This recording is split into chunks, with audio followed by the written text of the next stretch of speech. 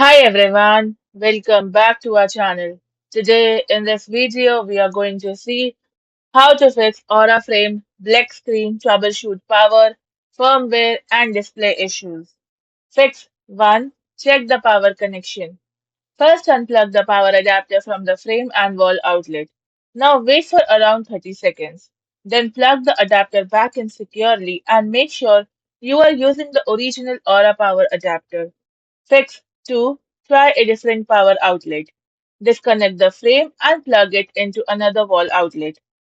And avoid using extension cords or power strips if possible. Then turn the frame on and test it. Fix 3. Perform a factory reset. Keep the frame plugged in and locate the reset button on the frame.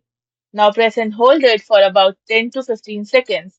Now follow the setup instructions in the Aura app after the reset. Fix 4. Check for display damage.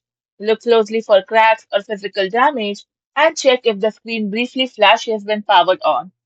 If the frame has power but the display stays black, the screen may require repair. Thank you for watching, and for more such informative videos, do like, share and subscribe to our channel.